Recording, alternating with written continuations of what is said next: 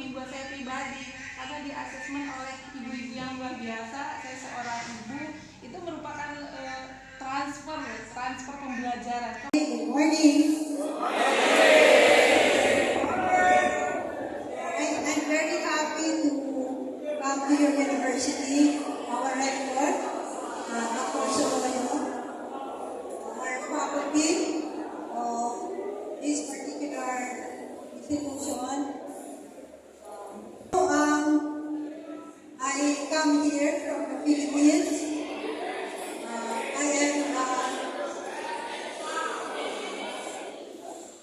I'm the Chancellor and the Senior Vice President of Philippine Women's University.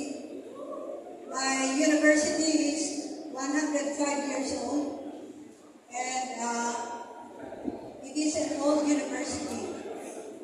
Even during, it was founded in 1919. So it is now. Persiapan awal.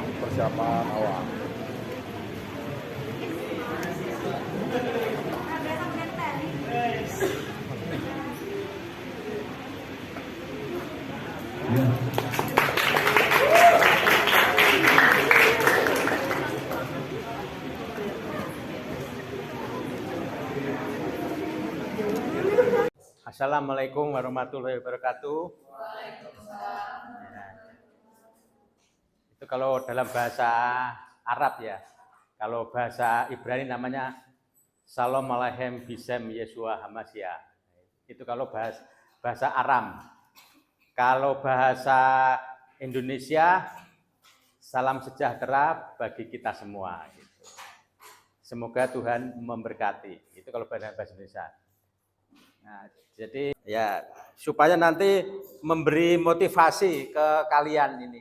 Artinya bahwa kalian masuk kuliah dari SMA ini sebenarnya baru masuk ke dalam tahap perjuangan gitu. Perjuangan pertama nanti ada hambatan di dalam kuliah itu. Yang pertama mungkin diajak kawin. Dilakukan dua-duanya ya. Kalau sudah SMA kan boleh sambil kawin sambil kuliah. Artinya kalau misalkan kalian dilamar yang bisa membiayai, oke, jalan aja gitu. Kuliah atau keluar terus masa di rumah atau ya menolak sementara gitu. Kalau misalkan kamu cinta ya tunggu misalkan gitu ya. Artinya kalau tidak boleh ya ini pilihan yang gampang-gampang sulit. Yang kedua tentang biaya. Biaya itu ada dua kemungkinan, orang tua kalian yang tidak membiayai tapi punya uang, atau orang tua kalian yang tidak punya uang. Jadi biaya itu ada dua ya. Saya dulu meskipun orang tua punya uang tapi disuruh kerja, disuruh keluar dari kuliah. Nah akhirnya tapi saya tetap milih yang kuliah, meskipun kemudian sambil otot-ototan dengan orang tua, akhirnya orang tua juga keluar uang juga untuk membiayai. Artinya bahwa dulu dengan sekarang berbeda mindset biasanya orang tua itu. Kalau dulu anak yang mau kuliah tapi orang tuanya suruh kerja, kalau yang sekarang anaknya yang mau main tapi orang tuanya suruh kuliah. Itu. Dan sekarang lebih gampang sebenarnya kuliah itu. Artinya biayanya tidak seperti dulu ya. Kalau dulu orang tua di kampung saya ini kalau orang kuliah harus jual sapi, jual tanah gitu ya. Untuk membiayai kuliah. Nah, kalau sekarang hanya mau saja dan mungkin di antara ini malah banyak yang beasiswa ya. Ya, kan tidak sampai lulus ya, kecuali kalau nanti kalian ranking 1 terus ya, A semua gitu atau sebagian besar A. Nah, karena nanti ada seleksi nih ke semester 2, semester 3 ada seleksi. Jadi biaya tidak sampai lulus mungkin ya. Nah, tapi perjuangkan aja supaya sampai lulus. Kalau misalkan sampai pentok tidak ada biaya, itu ada dua kemungkinan. Kalian kerja sambil kuliah gitu. Jadi kerja sambil kuliah, kerja apa aja ya. Bisa cleaning service di tempat kan banyak pekerjaan sekarang. Nah, itu bisa untuk kuliah. Itu yang alternatif pertama. Justru kalau kalian kerja sambil kuliah, ini akan tertantang ya. Saya dulu juga kerja sambil kuliah. Kerja saya apa? Jadi saya kerjanya dulu ngambil telur kemudian yang sudah digoreng telur puyuh ya, kemudian dititipkan di warung-warung gitu, di warung-warung. Bukan berarti orang tua tidak bisa membiayai. Justru saya mempunyai kegemaran ya, mungkin kegemaran agak bagus juga ya. Jadi semenjak 4 SD itu saya jualan kerupuk keliling yang pakai itu. Jadi dulu kalau di kampung kan jualan kerupuk di kampung-kampung itu ya. Nah, 5 itu berapa dulu ya? 500 ya, 500 rupiah gitu. Nah, justru orang tua saya kan guru ya. Guru kan kalau di kampung cukup dihormati dan petik. Itu saya justru dimarahi. Anak guru kok jualan gitu. Nah, tapi setelah besar ternyata ini bisa untuk membuat lebih mandiri gitu. Akhirnya kemudian setelah lulus kuliah, kemudian saya bisa membuka franchise Primagama.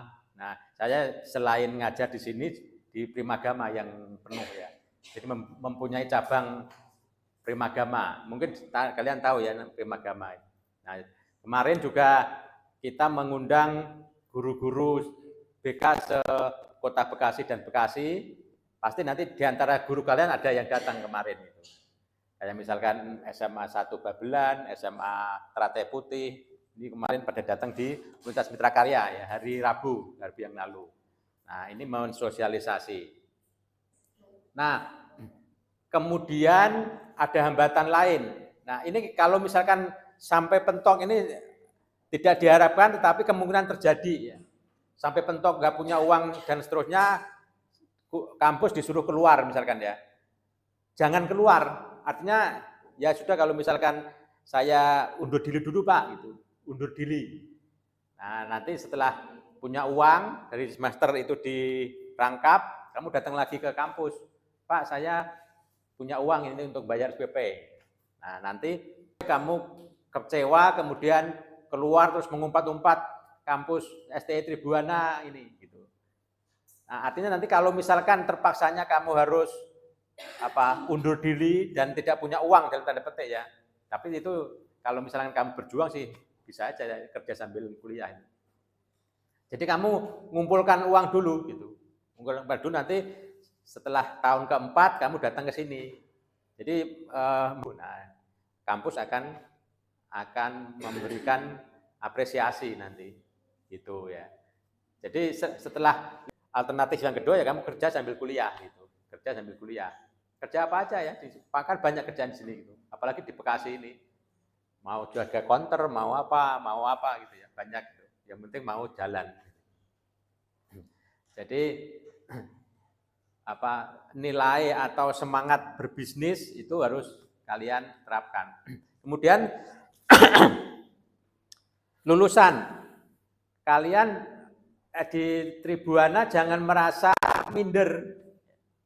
Kalau kemudian berhadapan dengan anak UGM misalkan ya, S1 ekonomi UGM sama ekonomi Tribuana, itu usah minder ya.